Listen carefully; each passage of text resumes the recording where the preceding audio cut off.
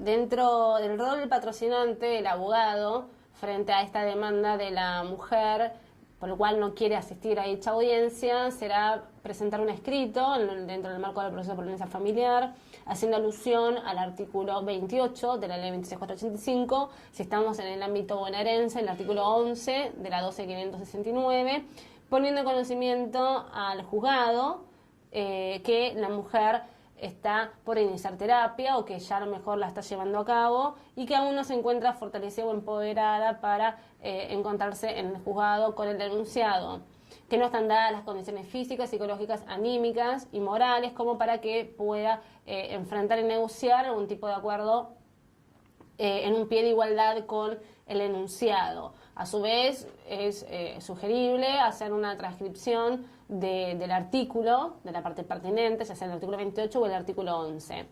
Muchas veces sucede que los juzgados de familia convocan a dicha audiencia con una diferencia horaria de 30 minutos, citando a la mujer, a la denunciante a las 9 de la mañana, por ejemplo, y al denunciado a las 9:30 con yo no soy tampoco partidaria de esta circunstancia, ya que siempre existe esta posibilidad de que ambas partes se encuentren generando entre las mismas una situación desfavorable y poco feliz entre ellas. La doctora Weinmaster nos ha dicho que el miedo y la desprotección aprendida hacen improbable que la víctima pueda enfrentar al violento y negociar el acuerdo. El poder del violento sobre la víctima hace difícil y peligroso que este diga algo que a él los disguste. En esta audiencia, la mujer tiene que hablar delante del enunciado, tan solo una sola mirada de él es suficiente para que ella acepte lo que él esté sosteniendo. ¿Por qué? Porque en este mismo espacio el enunciado vuelve a esgrimir sus manejos intimidatorios que como técnica de manipulación la mujer padeció en toda la relación violenta. Sin perjuicio de ello, de lo que acabo de decir, el año pasado y este año se están viendo en las resoluciones de los juzgados dictados por los jueces de familia, donde digamos que se relevan, ¿sí? esta necesidad, ¿sí? de no contacto, es decir, que si bien el juez dicta una prohibición de acercamiento, dentro del marco de las actuaciones podrá solicitar que las partes se releven de esta prohibición de acercamiento a los fines de asistir a una audiencia de mediación. Por ejemplo, en este caso particular, el año pasado, el juzgado civil 102, la jueza dispuso: hágase saber que la prohibición de acercamiento vigente entre las partes apunta a evitar cualquier contacto intencional que pueda resultar perjudicial o generador de nuevas situaciones de violencia. Ahora bien, dispuso la juez, la concurrencia a una mediación, si bien tiene el elemento objetivo del contacto de las partes, no importa incumplir con la restricción judicial dictada. Ello es así porque los encuentros en una mediación no tienen por finalidad el hostigamiento, sino el acercamiento de los involucrados en un modo alternativo de resolución de conflictos, en presencia de sus letrados y del mediador. Ante ello, dispuso: póngase en conocimiento del Centro de Mediación dependiente del Ministerio de Justicia y Derechos Humanos de la Nación que las partes no se encuentran impedidas de concurrir a cuantas audiencias se señalen a instancia del mediador sorteado a efectos de encontrar solución al conflicto. En este marco puntual, la jueza había dispuesto relevar a las partes de esta medida de prohibición de acercamiento a los fines de asistir a una audiencia de mediación ante el Ministerio de Justicia a fin de pautar una cuota por alimentos. O sea, es decir, que la mujer que al momento de llevar a cabo la denuncia manifestó que el hombre, en este caso el victimario, le había ejercido violencia, le había amenazado con prenderla a fuego, generó distintos tipos de agresión física, al poco tiempo de dictada esta medida de prohibición de acercamiento, la misma juez que dictó que el victimario no se podía acercar a la víctima dispuso que ambas partes concurran a mediar, no dentro del marco del proceso por violencia familiar, sino a los fines de pautar una cuota por alimentos. Yo soy partidaria de que la mediación en los procesos por violencia familiar y particularmente hoy en día los jueces de familia están relevando a las partes de la prohibición de acercamiento al solo efecto de llevar a cabo una audiencia de mediación, no lo considero pertinente. De manera que es el sistema, la justicia, quien debe aplicar la ley tal cual, su letra como tal. Por otro lado, nosotros vimos los tipos de violencia, las medidas de protección. Vimos también la audiencia por el cual la ley 24417 dispone una audiencia de mediación sin perjuicio de que otras leyes en materia de violencia familiar disponen la prohibición y la nulidad de todo acto de mediación. Tenemos que tener en cuenta que o cómo tenemos que llevar a cabo un primer asesoramiento, una entrevista previo a la denuncia por violencia familiar.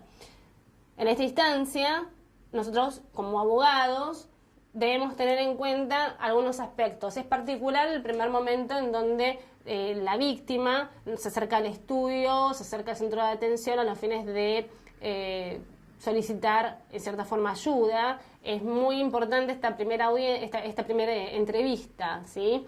Nosotros, a partir de esta entrevista, vamos a conocer la historia de la mujer, su problemática, cómo está conformada la familia, qué situación de riesgo puede estar subsumida la mujer, a los fines de buscar estrategias futuras y posibles.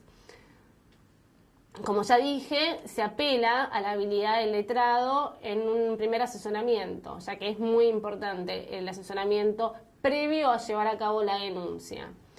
En un primer momento podemos hacer una serie de preguntas cerradas que nos van a traer como respuestas cerradas como un nombre, un domicilio, un teléfono, un número, por ejemplo, de celular.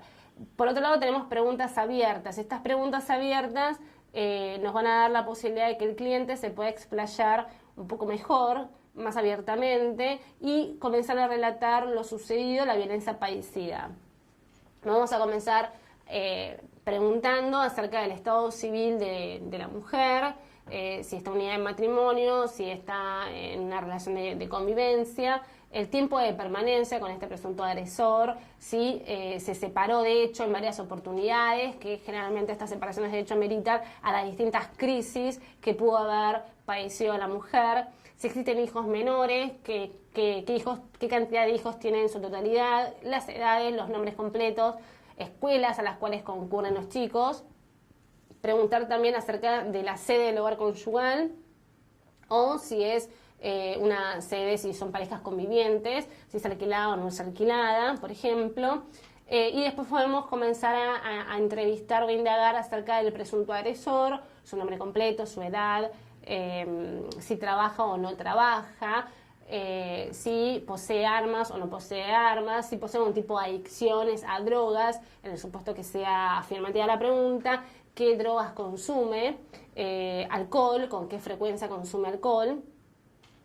Podemos también indagar acerca de la familia de origen, tanto de ella como de él, ya que generalmente esta situación de violencia estadísticamente es llevada a cabo de generación en generación. Es decir, que estadísticamente un hombre violento sufrió violencia cuando él era chico, ya sea por parte de su progenitor o de su progenitora. Y muchas veces, y estadísticamente, la mujer víctima de violencia fue víctima en su familia, ya sea por su progenitor o su progenitora. Volviendo a estas preguntas particulares, podemos preguntarle a la mujer, por ejemplo, desde que te casaste o desde que te fuiste a convivir con él, cuando consideras que él comenzó a tratarte de una manera distinta o de una forma que a vos no comenzó a gustarte. Generalmente las respuestas es que se llevan a cabo durante el embarazo, ¿sí? Particularmente el primer golpe, y cuando van a convivir juntos. Luego podemos empezar a entrevistar a ella a través de los tipos de violencia que ya vimos anteriormente. Por ejemplo, cuando comience a manifestar la mujer que se fueron a vivir juntos, por ejemplo, y la pareja comienza a tratar de una manera distinta. Generalmente comienza la violencia a través del tipo de violencia emocional, a través de los insultos. Hay que comenzar a indagar después sobre el tipo de violencia física, económica y o sexual. En un primer momento, por ejemplo, le podemos preguntar este tipo de violencia emocional, cómo se lleva a cabo a través de los insultos, qué nivel de insultos profería, por otro lado, si la desvalorizaba, si la culpabilizaba, qué es a los fines de saber qué tipo de violencia emocional es víctima la mujer. Tenemos que tener en cuenta que en un primer momento, y como ya dije, la violencia se manifiesta a través del tipo de violencia emocional conforme al ciclo de la violencia.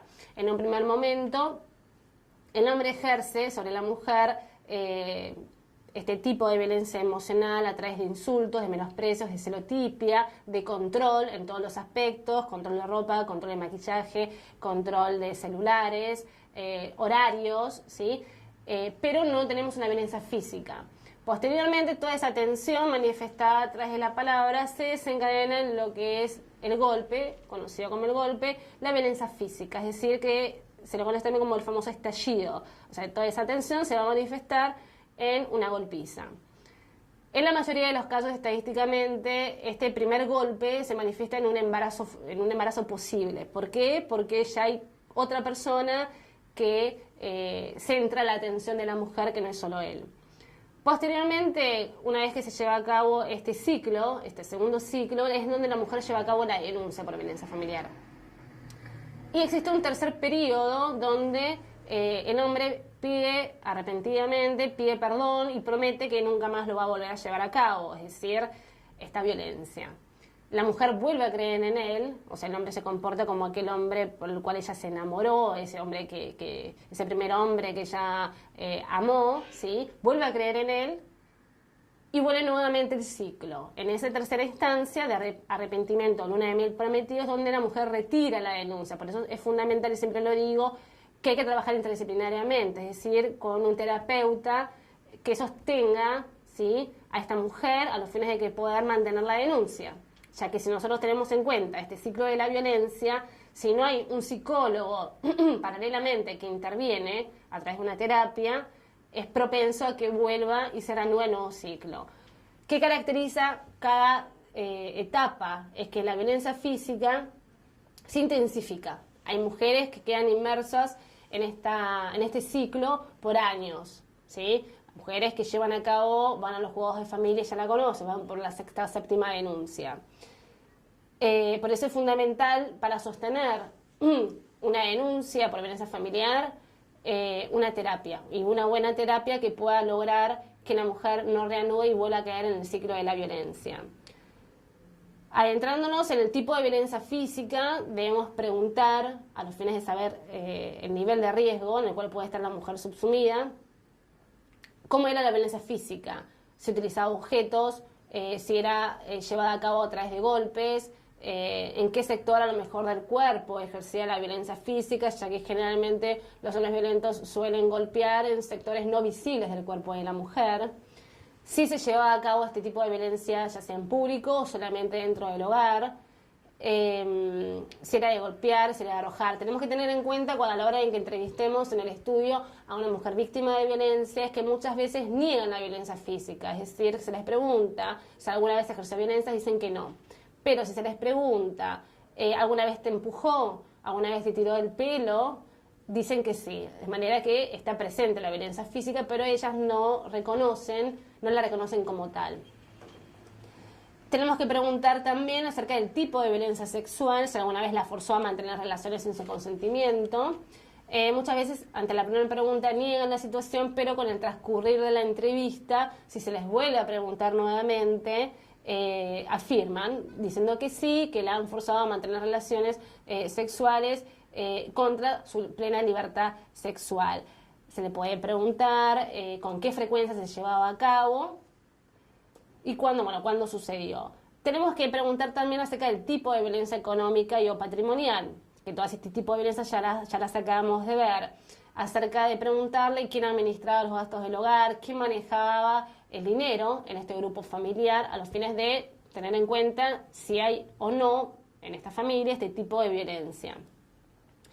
Es fundamental también preguntar acerca de los chicos, los hijos menores de edad en el grupo conviviente, preguntarles acerca de si alguna vez se ejerció violencia sobre los hijos. Muchas veces dicen que no. Sin embargo, hay que tener en cuenta que cuando hay hijos en el grupo familiar, sucede que las discusiones, que la violencia se lleva a cabo en presencia de los chicos, o a lo mejor están en una habitación aledaña, que sin perjuicio de ello los chicos pueden escuchar esta agresión, de manera tal que aunque el progenitor no ejerza específicamente violencia física en el cuerpo del niño, el solo hecho de presenciar la discusión o la violencia ejercida por los padres los convierte en testigos víctimas de violencia con las mismas secuelas y consecuencias que si ejerciera violencia sobre el cuerpo propiamente dicho. Tenemos que entrevistar también a la mujer acerca de las amenazas, preguntarle si fue amenazada de muerte por su pareja, si por ejemplo no hacías algo en particular, te amenazaba. Generalmente las amenazan con que les van a sacar a los chicos o que a lo mejor las van a matar si no hacen algo en particular.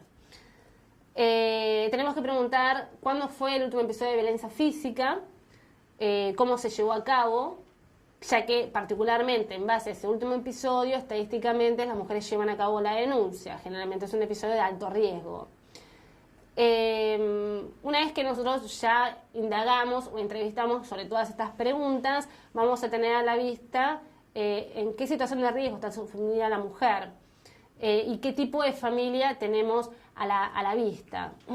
Tenemos que preguntar acerca de si existen redes cercanas, redes familiares, redes afectivas, a los fines de poder buscar algún tipo de estrategia previo a hacer la denuncia, ¿no? Tenemos que preguntar también acerca de si la mujer llevó a cabo un tipo de denuncia anterior, ya sea en la comisaría del barrio, de la zona, de la jurisdicción, o si ya hizo una denuncia en sede judicial. Muchas veces ya a lo mejor han hecho una denuncia hace 2 o 3 años atrás. Posteriormente le tenemos que hacer un pantallazo de las leyes en materia de violencia familiar y en base a lo que la mujer nos relató, adoptar estrategias posibles y manifestarle qué es lo que debe decir o solicitar, qué medidas de protección a la hora de que se encuentre en el momento de llevar a cabo la denuncia. En caso en que la mujer relatara, por ejemplo, que no tiene redes afectivas, o sea que está sola, en este caso podemos solicitar el auxilio de los que es conocido como los refugios, tanto en el ámbito de la Ciudad Autónoma de Buenos Aires como en el ámbito bonaerense. ¿A dónde vamos a derivar a la mujer a llevar a cabo la denuncia? En el ámbito capitalino, en la Oficina de Violencia Doméstica, la cual funciona las 24 horas, y en el ámbito bonaerense, en las comisarías de la mujer y la familia. Por otro lado, ¿sí?, tenemos que tener en cuenta, como ya vimos, que tenemos los tipos de violencia, las medidas de protección, la audiencia dentro del marco del proceso por violencia familiar y, por otro lado, cómo tenemos que llevar a cabo una entrevista dentro del marco del proceso por violencia familiar. Tenemos que considerar, como ya dije, que el proceso por violencia familiar es un proceso que es cautelar, ¿sí? Tiene las características de un proceso cautelar, es decir, que duran por un periodo de tiempo. Posteriormente, cuando este proceso por violencia familiar culmina, esta pareja, este matrimonio, deberá llevar a cabo acciones de fondo. Muchas veces, dentro del marco del proceso por violencia familiar, comienzan a llevarse a cabo peticiones, ya sea por alimentos, ya sea por régimen de visitas o régimen de comunicación, y también peticiones en cuanto a bienes, en cuyo caso los jueces que nos responden que esas peticiones se deberán llevar a cabo por la vía pertinente, que inicien las acciones de fondo, ¿sí? Porque el espíritu es que cese el riesgo y llevar a cabo el informe de interacción familiar y llevar a cabo tratamientos para las partes. De manera tal que posteriormente la mujer podrá iniciar un divorcio contradictorio, teniendo como antesala una denuncia por violencia familiar.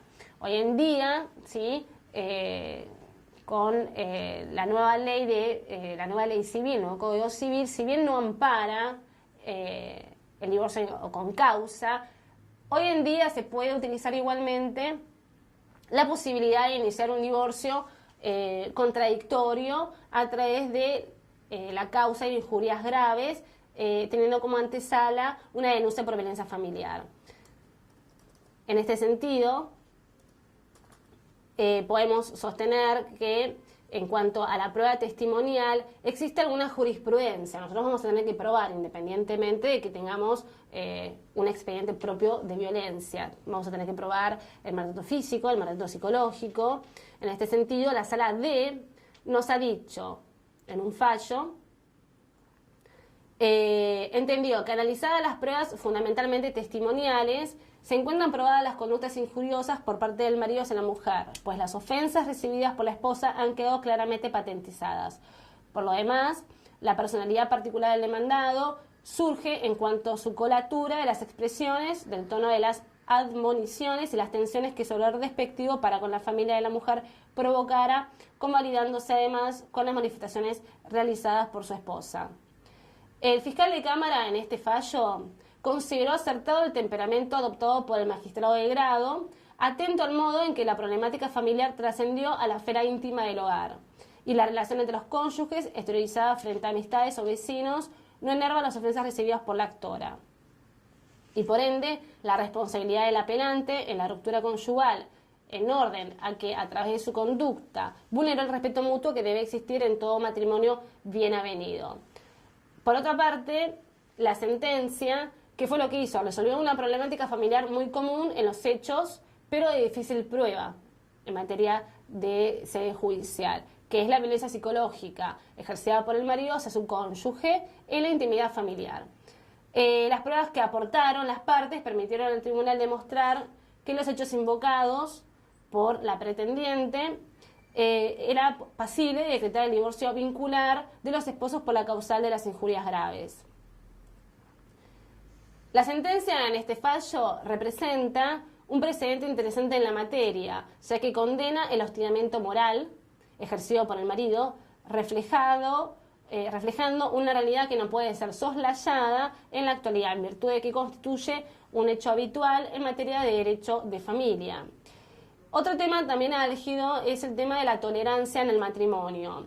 En este sentido, la Sala B, en un fallo del año 68, nos dijo que el hecho de que la mujer tolerara, disimulara o callara las injurias de su marido, en modo alguno les quita su carácter de tal. La espera de un cambio, la paciencia, la bondad, la tolerancia de un cónyuge para con el otro no importan un vil perpetuo de inmunidad, el real o aparente perdón de las anteriores ofensas no impide alegarlas en el juicio de divorcio. Por otro lado, la misma Sala, respecto a la tolerancia mutua, nos ha dicho que a través de 30 años de convivencia matrimonial no acuerda umbilical para el cónyuge que trata desdolorosamente a su mujer con expresiones ofensivas para su persona y su familia frente a terceros y que importan un ataque a su reputación o dignidad, hiriendo sus justas susceptibilidades. Tenemos que precisar en cada caso cuál es el alcance y el límite entre la tolerancia en el matrimonio que debe existir. O sea, el exceso de conducta de una de las partes que no se podría justificar. Por otra parte, vasta jurisprudencia se ha volcado o pronunciado acerca de la gravedad en las injurias. Deben ser o no deben ser graves las injurias para tener por acreditado tal acto. En este sentido, la Sala A nos ha dicho que hay acuerdo en sostener que a pesar de la mayor sensibilidad con que debe juzgarse la actitud injuriosa de las conductas entre personas de elevada formación cultural, para que pueda ser calificada como causal de divorcio, la injuria deberá ser grave como tal. Por otra parte, la Sala H, solo cuando es grave merece sanción legal. Y en este concepto, la ley misma trae criterios mensuradores a efectos de que el juzgador aprecie tal gravedad. La Sala D, en un fallo del año 80, menciona que es preciso que exista un mínimo de importancia en los hechos denunciados como injuriosos para que puedan ser tenidos como determinantes de la alteración de la paz conyugal. La Sala E, refiriéndose a las ofensas leves, son susceptibles de preferirse en la vida en común, aunque llegan a significar un acto poco amable, no alcanzan, nos dice, a configurar la causal de divorcio. En cuanto a las injurias, no alcanza tampoco, sostuvo la Sala F, las simples molestias, ya que la tolerancia y la mutua comprensión constituyen la base de la relación personal en el matrimonio. Por otra parte, la Sala E sostuvo que si las supuestas injurias que se acusan recíprocamente los cónyuges resultan ser de muy escasa gravedad y deficientemente probadas, no debe hacerse lugar al divorcio. Por otro lado, la Cámara Civil y Comercial de Córdoba, considero que los hechos que se presentan como situaciones esporádicas, sin la reiteración y habitualidad menoscabante e injuriosa que pudiera darse a un estado de cosas permanentes en el hogar, carecen de la relevancia necesaria como para evidenciar que la injuria pueda ser grave. Es indiscutible, ¿sí?, que la violencia psicológica queda incluida dentro de las injurias graves. Tales conductas no pueden sino caracterizarse como ofensivas, humillantes y degradantes y contrarias a la finalidad propia de la institución matrimonial.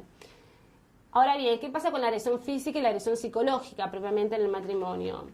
Generalmente la violencia que se invoca en el matrimonio se fundamenta en la violencia física de uno de los cónyuges, ¿no? Ello es así porque no porque la violencia psicológica sea inexistente, sino porque es muy difícil o de casi imposible prueba en materia judicial.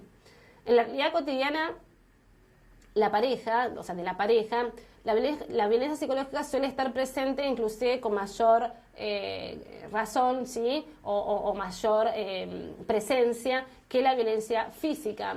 Sin embargo, la dificultad en la prueba,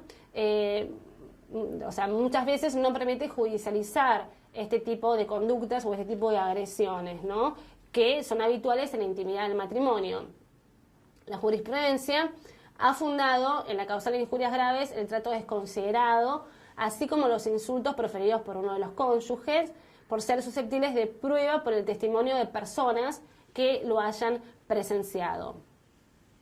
La Sala E nos dijo que en la relación matrimonial la injuria es un insulto o un agravio y como causal de divorcio debe además ser humillante o degradante o destituyente de la comunidad de vida y fortuna que el matrimonio trae. La violencia intrafamiliar, ya sea del tipo físico, psíquico o sexual, que nosotros ya vimos, constituye injurias graves, ¿sí?, y como tal, causal de divorcio, conforme a lo prescrito en el viejo artículo 202, inciso 4 del Código Civil de Vélez. Al considerar las conductas injuriosas por parte del cónyuge, se efectiviza un concepto moderno de los roles del hombre y de la mujer en la sociedad actual, superándose el modelo de dependencia que ejercía el hombre sobre los miembros del grupo familiar y que no era considerado injuriante, sino, en todo caso, una conducta normal del grupo familiar. En un fallo de la Sala A del año 2010, en primera instancia se hizo lugar a la demanda de divorcio por la causa de injurias graves y abandono voluntario y malicioso, pero rechazó el reclamo del daño moral. La actora, ante esta situación, apeló, ¿sí?, apeló el rechazo del reclamo reparatorio en cuanto al daño moral. Los magistrados integrantes de la Sala, esto en el ámbito capitalino, ¿sí?, confirmaron la desestimación de la pretensión indemnizatoria. El tribunal, que entendió que si bien el marido había injuriado a su mujer y la había sometido a violencia psicológica, no estaba obligado a pagar el daño que le ocasionó porque, como la violencia no fue cometida con el afán de mortificarla, ni tampoco fue realizada con el propósito de dañar su integridad espiritual, no generaba la obligación de reparar ese daño. Los magistrados juzgaron que las agresiones verbales estaban sin dudas influidas por el deterioro del afecto, motivo por el cual concluyeron que no eran suficientes para imponer un resarcimiento al daño moral reclamado por la mujer. En este expuesto fundamento, lo que el tribunal hace es eximir de responsabilidad por daños por dos razones puntuales. Por un lado, que la violencia psicológica se realizó sin la intención de dañar, y por el otro lado, que las agresiones desvalorizantes se realizaron cuando el afecto se había deteriorado, o sea que no existía más el amor. Entre los eximientes de responsabilidad, nos dice la doctora Graciela Medina, no se encuentra la falta de afecto, ya que ni en nuestro sistema jurídico ni en ningún otro sistema jurídico que conozcamos la falta de amor da derecho a la violencia, ni tampoco la disminución del cariño es un justificativo para agredir, ni una carta blanca para abusar psicológicamente, ni una luz verde para maltratar, ni para insultar, y mucho menos para descalificar y humillar. En este fallo no se advierte cuál es el fundamento jurídico que avale que el deterioro del afecto puede eximir al dañador de indemnizar el daño moral causado a la mujer. De manera tal que, si bien hemos visto dentro del marco de los procesos, los tipos de violencia, las modalidades de violencia, las medidas cautelares de protección, la audiencia, cómo debemos llevar a cabo este procedimiento ante distintas aristas que reviste la violencia familiar, y posteriormente que se pueden llevar a cabo, teniendo en antesala acciones de fondo como alimentos, régimen de visitas o comunicación y divorcio, podemos concluir que el espíritu de las leyes de violencia familiar y como tal de una denuncia es lograr disminuir el riesgo que existe en el grupo imperante en aras y o resguardar la integridad psicofísica de cada uno de sus integrantes.